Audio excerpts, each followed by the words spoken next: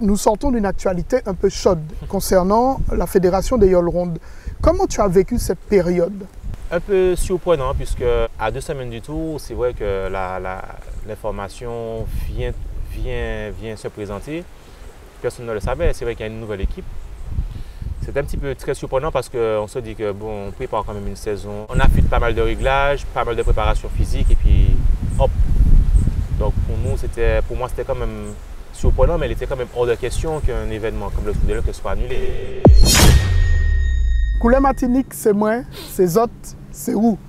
Gianni Rémy, bonjour. Bonjour. Première question, comment tu rencontres la Yole? Alors je rencontre la Yole, c'est par rapport à ma famille, puisque je suis quand même issu d'une famille de marins pêcheurs. Donc j'ai découvert la Yole par rapport à mes oncles, mes tantes et puis mes Ces parents. oncles et ces tantes, c'est qui? C'est par rapport à mon oncle, cousin et cousine, Maryse Lamont, Patrick Lamont et Maurice Lamont. Et du coup, par rapport à mes parents, puisque dès la naissance, les premiers bains de mer, c'était près d'une Yole et jusqu'à aujourd'hui, je suis dedans.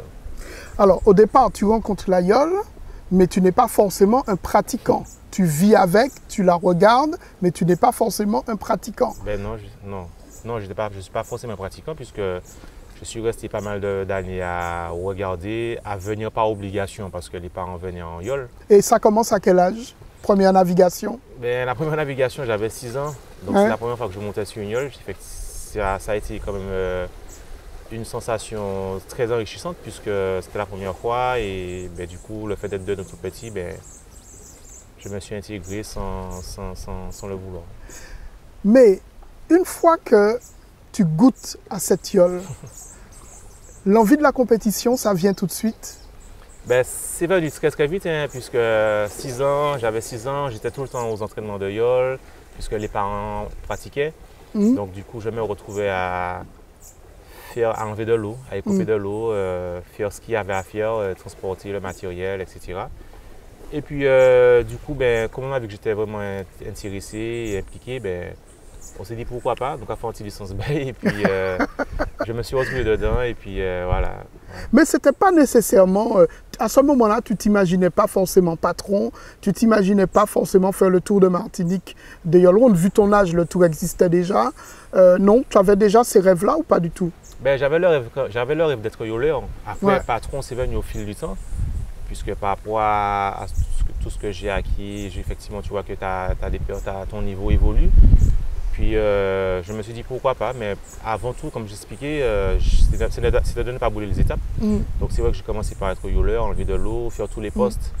Et du coup, quand j'ai été licencié, on ne me mettait n'importe où, j'assumais le poste qu'il y avait. Et puis du coup, je me suis perfectionné. Et puis, il y a un monsieur qui a joué sans doute un rôle, mais c'est à toi de nous le dire, c'est Désiré Lamont. Ce monsieur-là, il t'a inspiré, il t'a conseillé, ou c'est juste quelqu'un qui fait partie de ton environnement? Alors, c'est quelqu'un qui fait partie de mon environnement, ça reste mon oncle. Donc, il m'a conseillé sur la construction, puisque les débuts, j'ai été sur manœuvre. Donc, d'accord. Puis à force d'être manœuvre, on parle de Yole, cadeau, quoi. Bon, faut pas faire ceci, faut pas faire cela. Mais je n'ai pas eu l'opportunité de naviguer en Yole avec lui. C'est-à-dire que je faisais des petites erreurs. Je lui disais, bon, tonton, qu'est-ce que tu en penses, etc. Et puis il y avait aussi ses fils qui étaient autour de moi pour me conseiller, qui disaient que voilà, bon, ni ça pour faire, pas faire ça, etc. Et puis du coup, à force d'être averti, etc., voilà. Mais en tout cas, je tiens à le remercier, puisqu'il est malheureusement décédé. Mais en tout cas, je ne cracherai pas dessus, mais j'ai pu saisir ces opportunités. Ouais. Qu'est-ce que j'allais dire? Juste avant d'enregistrer cette émission, tu m'as appris quelque chose que j'ignorais, c'est que tu sais construire des yoles. Et d'ailleurs, tu as commencé par construire des bébés yoles, mini-yoles, puisque vous faites une différence entre bébé et mini-yoles. Oui. Mais ça te vient comment? Tu regardes, tu te dis, je peux y arriver, on te conseille de le faire? Alors, pourquoi à force de regarder, je me suis dit, bon, pourquoi pas? Puisque j'avais un copain qui avait une mini-yole. Bon, à chaque fois, quand il fallait lui demander sa mini-yole, des fois quand il voulait naviguer, quand on voulait naviguer, il sortait. Donc, du coup, on s'est dit, pourquoi pas, on va essayer de trouver une solution pour pouvoir construire une mini-yole. Et on a trouvé cette opportunité, puisque j'ai pu construire ma première mini-yole avec mon cousin. Tu avais quel âge? J'avais, je pense, 9 ans. Ouais. Ouais, 9 ans, entre 9 ans, je ne me rappelle plus trop, mais ça date. Quand nous, on est devant notre téléviseur avec nos céréales, toi, tu construis des yoles. Donc, du coup, je me suis lancé et puis c'était avec des chutes de bois, puisque c'était lors d'une construction d'une yole. Et puis, il restait du bois. Donc, du coup, on a pu prendre tout ce qu'il y avait d'intéressant et puis faire une mini-yole avec qui faisait quand même 4 mètres. Et c'est important pour toi de savoir fabriquer une yole parce que ça te donne une expertise particulière sur la connaissance de la yole.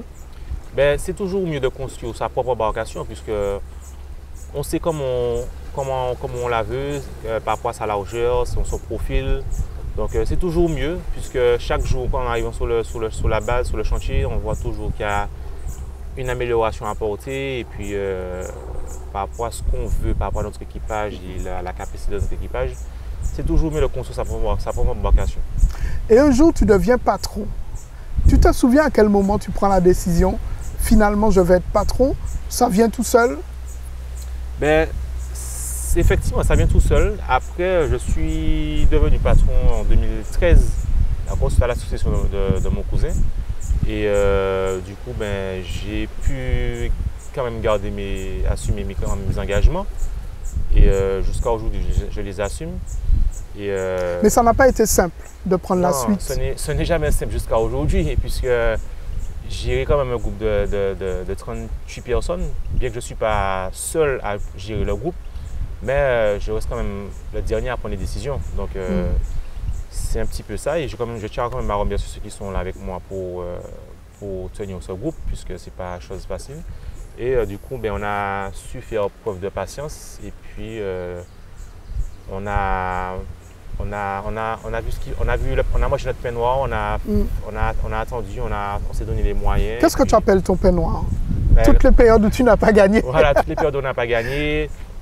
Les périodes où vraiment tout ce qu'on essayait, ça ne fonctionnait pas. Donc c'était un petit peu tout ça. Donc à l'entraînement, on dessalait, en course, en compétition, les résultats n'étaient pas vraiment satisfaisants comme on voulait. Donc c'est ça que je dis qu'on a mangé notre pain noir. Donc, je te pose cette question du pain noir parce que autour des yoles, il y a ce qu'on appelle les mapipis, les favoris. Oui. Mais on ne se demande jamais comment traverse le Tour ou même le championnat ces équipages qui finalement ne gagnent quasiment jamais. Souvent finissent le Tour avec 2-3 heures de retard en temps cumulé sur les premières. Tu as connu ces périodes. Comment on vit ça? Comment on maintient la cohésion d'un groupe alors qu'on sait que les chances de victoire sont limitées? Ben, pour maintenir ce groupe, c'est-à-dire qu'il faut toujours inciter qu'il faut être patient, puisque on n'a pas tout d'un coup. C'est vrai qu'on aime, mais on ne grandit pas d'un coup. Donc c'est au fur et à mesure qu'il faut travailler, monter les étapes par étape, et puis faire ce qu'il y a à faire. Mais c'est vrai que ce n'est pas facile. Il faut toujours garder, être au taquet par rapport à son équipage et avoir toujours des ambitions. Tes équipiers ont accepté facilement les défaites? Oui, il y a eu des moments de découragement, il y a eu des moments d'engueulade, il y a eu des moments… Oui, on est vraiment passé par là. Donc c'est vrai qu'il y a des moments d'engueulade. Qui dit engueulade dit des fois c'est la pression de course, mais après, une fois la course terminée, on en discute et puis on se dit les choses franchement, ce qui a été, ce qui n'a pas été, ce qu'il ne faudra pas qu'on refasse. Mais c'est vrai que tous ceux qui sont là avec moi aujourd'hui, on a tous mangé le même pain et aujourd'hui… Ben, toutes ces années-là, tu es resté confiant, tu n'as jamais douté, malgré la pression? Et en fait, moi, je suis quelqu'un que je ne doute jamais de ce que je fais. Donc, je vais quand même droit au mur. C'est vrai que si ça passe, ça passe, ça passe pas, ça passe pas. Mais c'est-à-dire qu'il faut être sûr de ce qu'on fait. C'est-à-dire qu'avec son groupe, on sait que si on n'arrive pas à passer à droite, on passera à gauche. Mais il faut qu'on trouve des solutions qui fait que d'où qu'on se passe le dos. Tu te souviens de ta première victoire au Tour? Ce que tu as ressenti, ce que tu t'es dit, à qui tu as pensé? Ma première victoire au Tour, c'était en 2012. C'est vrai, c'était en 2012. C'était une victoire. Tu étais équipier? C'était une victoire au bien. J'étais équipier, j'étais le suppléant de mon cousin Johan. C'est vrai que ça a été une année vraiment intense, puisque on fait quand même les 5 dernières journées du avant-tour. On gagne quand même les trois courses de la Coupe de Martinique et ensuite on arrive au Tour, on gagne. C'est quand même quelque chose qui fait chaud au cœur. Donc, j'ai vécu cela très bien. Tu t'es dit, enfin, le marin existe. à côté du François et du Robert? Ben, on s'est pas dit ça, puisque c'est vrai que on a vécu cela quand même assez bien, puisque c'était notre première victoire. Il fallait qu'on savoure cette victoire.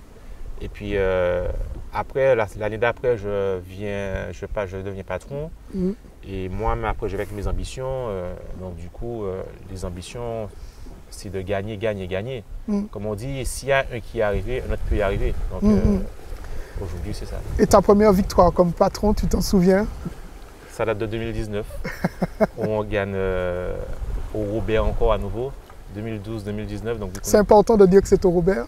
Ouais, ça reste. Bon, après, c'est quand même important de le dire, puisque les villes où on gagne le tour, c'est vraiment chez les adversaires forts. Donc on gagne les 2 tours au Robert, un tour au François, donc c'est sur l'eau Atlantique, donc la mer Atlantique, pardon. Donc c'est sûr que ça reste quand même assez important de toujours gagner un tour, peu importe la zone. Tu penses qu'un des charmes de la Yole en Martinique, c'est la rivalité entre les communes, rivalité saine. Mais tu penses que c'est aussi ça qui fait qu'on est aussi attaché au tour et on vit ça avec autant de passion? Il y a ça, et puis il y a aussi l'ambiance autour, puisque ça draine beaucoup de monde.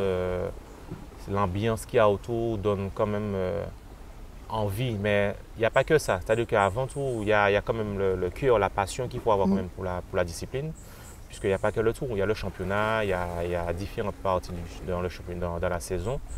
Mais c'est vrai que le tour, c'est une autre ambiance, c'est une autre ferveur et qui fait que pourquoi on apprécie beaucoup l'ambiance du tour. Ça a changé ta vie, la Yole? Beaucoup. Je savais que tu me dirais beaucoup, mais en quoi ça l'a changé? Ça l'a changé en bien, ça m'a fait devenir un homme responsable qui doit être derrière ses engagements, puisque la Yole m'a fait connaître pas mal de choses, donc de savoir vivre en communauté, de connaître différentes personnes et comme je dis, du coup, ça m'a fait grandir énormément et qui fait que jusqu'à aujourd'hui, je continue à apprendre et ça me rend beaucoup plus mature sur les différentes parties de ma vie, que ce soit professionnel, personnel, et qui fait que je suis toujours derrière mes engagements. Ouais. Tu penses que la Yole t'oblige à une forme d'exemplarité? Tu fais attention à ce que tu dis, à qui tu le dis? Tu fais attention à la vie que tu mènes, à l'image que tu renvoies? C'est des choses auxquelles tu penses ou tu te dis c'est secondaire? Je le pense parce que je me dis quand même qu'on a quand même une image à dégager. Donc il faut être quand même assez exemplaire, je dirais. D'accord. Tout d'abord exemplaire envers son équipe, exemplaire dans la vie de tous les jours, puisqu'il faut faire attention à ce qu'on dit, à ce qu'on fait, puisqu'on est vu par les médias. Donc le moins de petites erreurs, ça fera le buzz et du coup, tout de suite on va savoir qui c'est. On connaît assez mal ce rôle de patron. On a tendance à penser qu'un patron, c'est quelqu'un qui est debout sur sa pagaie pendant le tour des Yoles et qui dit aux hommes ce qu'ils doivent faire. On connaît mal ce poste-là. Si tu devais résumer ton rôle de patron, c'est quoi un patron? Ça commence à terre avant d'être sur l'eau? Ça commence à terre puisqu'il y a quand même un gros travail à faire à terre, puisque savoir réunir son groupe, savoir donner aussi des objectifs des années, pas que sur une année, mais sur le long terme. Donc c'est vrai qu'il faut être ambitieux. Et puis, comme je dis, toujours être derrière ses engagements pour que l'équipage aussi soit à l'image de son patron. Donc, mais pour moi, c'est l'exemple. Est-ce que quand on est un patron, on a la responsabilité de se séparer de certains de ses équipiers? C'est vrai que la question me sera posée. Si on veut se séparer d'un coursier, on va quand même déjà le rencontrer, savoir le pourquoi du comment. Tu me fais une réponse gentille. Est-ce que ça t'est arrivé d'annoncer à certains coursiers on veut plus de toi? Ça m'est déjà arrivé, mais indirectement, puisque faut savoir que nous avons une hiérarchie chez nous. Une fois que ça remonte au comité, le comité fera le nécessaire et puis qui sera remercié de façon assez polie. Mais après, ça reste toujours le président et le patron qui sera vu, puisque nous sommes les derniers décideurs dans l'association. Donc c'est un petit peu ça, mais ça m'est déjà arrivé et c'est vrai que ça reste quand même amer, mais des fois c'est pour le bien du groupe et de l'association. Qu'est-ce qui est le plus excitant, le tour ou le championnat? J'ai une idée, mais je te pose quand même la question. Les deux. C'est vrai que le championnat, c'est différent. Après, le tour reste plus palpitant parce que ça draine beaucoup plus de monde. Le championnat reste très intéressant parce que tu vois la régularité de chaque équipage sur la saison. Parce que gagner un championnat, c'est pas comme gagner un tour sur une semaine. C'est 2 courses par mois et c'est une saison qui dure 7 mois. Donc, il faut être quand même régulier. Donc, c'est à double tranchant. Tu aimerais qu'il y ait plus de Martiniquais s'intéressant au championnat? Je te pose la question parce qu'il m'est arrivé, chaque fois que je viens aux courses du championnat, de compter le nombre de spectateurs. Et je me souviens qu'un jour à Saint-Pierre, nous étions 50 spectateurs. Tu te dis qu'il faudrait que les Martiniquais s'intéressent davantage au championnat? 50 spectateurs lors du championnat, ça m'étonne quand même. Bon, si, c'est arrivé à Saint-Pierre, je te dis. Peut-être qu'il pleuvait ce jour-là. Non, pas du tout. Nous étions 50, je te dis. Tout dépend du lieu. C'est vrai que dans certaines communes, si c'est vraiment trop loin, on ne va pas en trouver beaucoup. Mais il y a des communes où on va trouver beaucoup de spectateurs, comme l'Atlantique, les villes où il y a beaucoup de yoles, par exemple le Robert, le François, le Vauclin, le Marin. Et puis bon, les villes de la Caraïbe, comme Fort-de-France et Diamant. Mais tout dépend du lieu. Si c'est vraiment à l'extrême gauche de la Martinique, c'est sûr que ça va pas amener beaucoup de choses. On va évoquer une question d'actualité. Nous tournons cette émission, nous sommes le 12 juillet, le 13 juillet précisément, et nous sortons d'une actualité un peu chaude concernant la Fédération des Yoles Rondes. Comment tu as vécu cette période? Un peu surprenant, puisque à 2 semaines du tour, c'est vrai que l'information vient se présenter. Personne ne le savait, c'est vrai qu'il y a une nouvelle équipe. C'est un petit peu très surprenant parce qu'on se dit que bon, on prépare quand même une saison, on se prépare durant toute une saison. On a fait pas mal de réglages, pas mal de préparation physique et puis hop.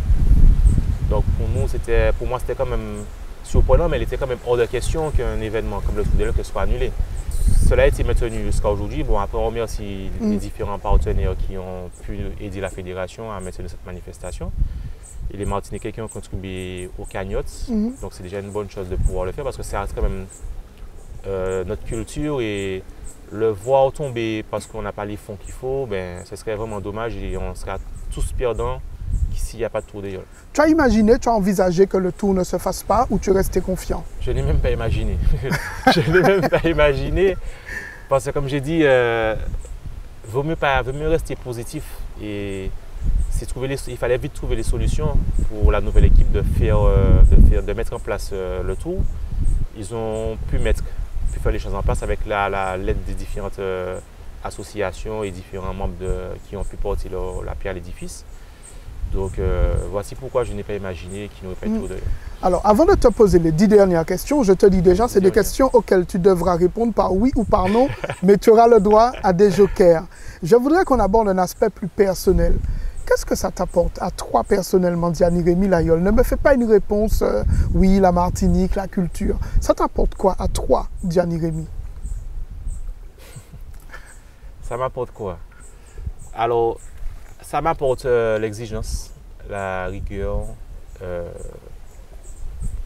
et puis la complémentarité, d'accord? Puisque, comme je dis, il faut être complémentaire, il faut être exemplaire et il faut avoir aussi une certaine exigence dans le milieu de l'Ayol qui fait que ça détient sur ma vie personnelle et qui fait que... Voilà. Tu considères que c'est un sacrifice, malgré tout, l'Ayol? Beaucoup de sacrifices, puisque vu le temps qu'on passe dedans, c'est vrai qu'on a des entraînements 2 fois par semaine en salle ou en extérieur. Et puis après, le week-end, on a des entraînements soit le samedi après-midi ou le dimanche matin. Mais ça demande beaucoup de sacrifices. Mais ces sacrifices-là, par moments, nous permettent de nous organiser dans notre vie personnelle. Parce que si on a des choses à côté, il faut trouver le temps, travailler à la minute près ou bien à l'heure juste pour pouvoir trouver un créneau et s'entraîner pendant 2-3 heures de temps dans la semaine. Il y a des choses que tu aimes et que tu ne peux pas faire aujourd'hui parce qu'il y a l'aïeul? Sincèrement, non. Parce que bon, après, comme j'ai toujours été élevé dedans, donc pour moi, l'aïeul, ça reste une passion. Pour moi, c'est un loisir que je ne peux pas m'en passer. Puisque c'est un sport sur lequel je m'épanouis. Et si vraiment il y a quelque chose qui ne va pas, peu importe dans la vie de tous les jours, mais une fois monté sur une yole, ben, tu as l'impression que ça gomme tout ce qui ne va pas et tu as des ondes positives qui reviennent dans ta vie et tu repars de meilleures conditions. C'est facile d'expliquer à sa famille, à ses proches, à ses enfants, à sa compagne, son compagnon, peu importe, chacun. C'est facile d'expliquer la place qu'occupe l'aïeul. Il l'accepte facilement. Alors, c'est pas facile pour tout le monde. Donc, comme je dis, quand certains trouvent une nouvelle compagne ou autre, et que ça ne l'intéresse pas du tout, ça devient compliqué pour le coup aussi. Puisque c'est un sport sur lequel il s'épanouit. Donc après, il faut pouvoir trouver le juste milieu. Mais il faut savoir que dans certaines associations, il n'y a pas uniquement l'aïeul. C'est-à-dire qu'on peut faire des sorties détentes où la famille est vraiment impliquée. Et puis au fur et à mesure, la femme ou le monsieur s'intègre. Et puis du coup, ben, ça reste une routine et qui fait que l'un ou l'autre arrive à s'impliquer et à être présent régulièrement. Est-ce que tu penses que tu joues un grand rôle dans la présence des sponsors et est-ce qu'il t'arrive de dialoguer avec eux? Est-ce que vous avez des temps de rencontre, d'échange ou c'est simplement une question financière? Ça arrive qu'on a quand même des échanges, hein, puisque ça arrive que parfois on se croise, qu'on a des rendez-vous ou autres, qu'on échange, qu'on discute. Et c'est toujours bien d'échanger individuellement, peu importe avec le président, secrétaire, etc. De savoir les besoins, de savoir qu'est-ce qu'il faut améliorer, de savoir pourquoi ça n'a pas marché et que faire pour que ça puisse marcher. Donc c'est toujours important d'avoir quand même une communication avec ses partenaires puisque il ne faut pas qu'on voit que le côté financier, mais il faut qu'on voit aussi le côté amitié. Puisque nous restons quand même des êtres humains avant tout. Et c'est pas il ne faut pas que ça soit le côté finance qui prenne le dessus sur nous parce que c'est l'aïeul. Alors, il y a autre chose dont on ne parle pas beaucoup, mais j'aimerais que tu l'exposes. Il y a les sponsors voiles. En général, c'est ceux-là qu'on cite. Mais pour une yole comme la tienne, pour une embarcation comme la tienne, qui sont ces petits partenaires? Alors, je dis petits partenaires parce que les moyens qu'ils apportent financiers sont moins importants, mais vous ne pourriez pas faire sans. C'est sûr qu'on ne peut pas faire sans les partenaires, puisque c'est notre ressource, c'est eux qui nous donnent les fonds. Mais vous avez besoin de ces petits sponsors? Oui, on en a toujours besoin. Comme on dit, Gandhi et plein sac, c'est vrai qu'il n'y en a jamais assez. Donc, on arrive à gérer par rapport au complément des petits sponsors. Mais il faut savoir que c'est vrai que tout le monde veut s'intégrer sur une voile, sur une coque. Mais c'est vrai qu'avec les partenaires sur les voiles, c'est sûr que des fois, il y a des clauses qu'on ne peut pas vraiment... On ne peut pas se permettre de tout faire. Donc après, il y a des solutions, c'est de les mettre sur la coque, qui nous donne par exemple une petite subvention ou peu importe un échange de nature, et qui fait que du coup, ben, c'est en la discussion qu'on arrive à trouver des compromis. Donc c'est vrai que tous ceux qui sont sur la voile, sur la coque, ils sont tous importants et on en a besoin pour vivre. Alors, on en arrive à ces fameuses 10 dernières questions. Est-ce que tes sponsors, Sarah et Autodistribution, te fixent des objectifs de victoire? Non. Veux-tu battre le record de victoire de Félix Mérine? Oui. Tu crains le passage de la caravelle? Non. Penses-tu souvent à Désiré Lamont? Oui. Quand tu penses à lui, tu te dis quoi? Par rapport à tout ce qu'il m'a appris et puis par rapport aussi aux informations qu'il m'a transmises dans le passé. Crains-tu l'équipage CMA-CGM de Georgie Lagier-Lamont? Pour l'instant, non. Faut-il interdire les bateaux de spectateurs à moins de 300 mètres d'éole, voire un peu plus? Oui. Il faudrait faire cette interdiction. Pendant le tour? Oui, oui, parce que c'est vrai que c'est vraiment c'est insupportable de faire des efforts supplémentaires pour l'équilibre de l'aïeul par rapport aux vagues que multiplient encore les bateaux, parce que c'est très difficile. Et ça nous fait fournir beaucoup trop d'efforts et ce n'est pas une très bonne chose pour nous. C'est vrai que tout le monde veut voir le spectacle. Mais ce qu'on demande, c'est que de penser aux yoleurs qui sont sur ces bateaux. Faut-il instaurer un droit de participation pour les bateaux de spectateurs autour des yoles? Oui. Tes sponsors, ils pourraient faire encore un petit effort financier? Oui, ils peuvent. Tu vas le leur demander? Ils peuvent, mais c'est à nous de travailler pour demander. Gianni Remy pourrait faire des courses transatlantiques? Ça se pourrait, mais pour l'instant, je ne me suis pas encore vraiment projeté dessus. Dernière question, je vais te la poser au passé, parce que le Tour arrive. Es-tu le favori du Tour 2024? Oui, puisque nous sommes les gagnants du championnat. Donc, on rafle tout sur la saison 2024 pour l'instant, puisqu'il ne manque que le Tour. Mais effectivement, dire ou non, ce serait mentir, puisque nous sommes sur la plus haute marge du podium sur tous les prix de la saison. Alors, nous sommes samedi, le Tour commence lundi.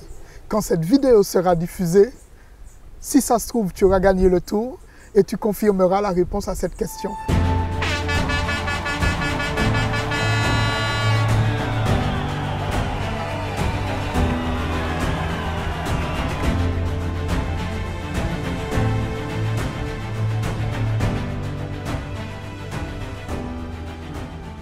Gianni Remy, merci.